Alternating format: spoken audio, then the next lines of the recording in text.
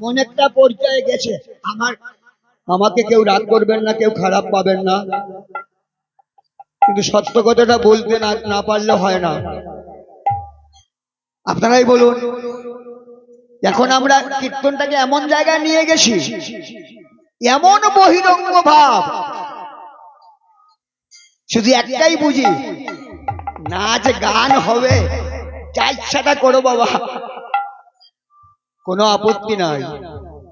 দেখুন, আমরা তো কীর্তনে, অনেক কীর্তনে আমি যাই, এখনো অধিবাস পূর্ণ আমাকে দিতে হয়, কিন্তু আমার নিজেরই কষ্ট হয় যখন আমি অধিবাস দিই, প্রভুকে বলে আসি, প্রভু গো, আমার অপরাধটা নিও না প্রভু, আমার কিছু করার নাই, কারণ এটাই তুমি আমার জীবিকা দিয়েছ,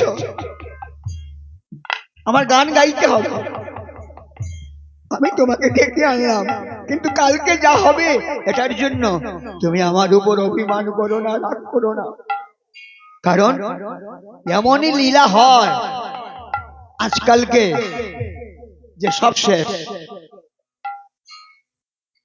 আমার আশেপাশেই একটা লীলা, নামযজ্ঞ অধিবাস আমি দিয়ে এসছি, রাত্রিবেলা সবাই আমাকে নিয়ে গেল, দিয়ে দেখি কি এমনই লীলা দেখাচ্ছে যে কুটিলা রাধা রানীকে লাথি মারছে। চিন্তা করলাম সর্বনাশ হয়ে গেছে, রাধা তত্ত্বই জানে না, আর সবাই হাততালি দিচ্ছে। তারপর দেখি ইট নিয়ে, বললাম হায় হায় রে ঠাকুর, এই নামযজ্ঞ? আমাদের নামযজ্ঞটা এখন এমন পর্যায়ে গেছে, যার যা ইচ্ছা তা করছে। আগুন নিয়ে যখন আমি যদি খেলি, আগুনে আমার হাত পুড়বেই পুড়বে। মনে রাখবেন বাবারা, মায়েরা সবাই, এই আগুনে দেখা যায় না, কিন্তু ঘইয়া ঘইয়া জ্বলে, ঘইয়া ঘইয়া জ্বলে। এই আগুন, এটা এমন আগুন, তুষের আগুনের চেয়ে ভয়ঙ্কর।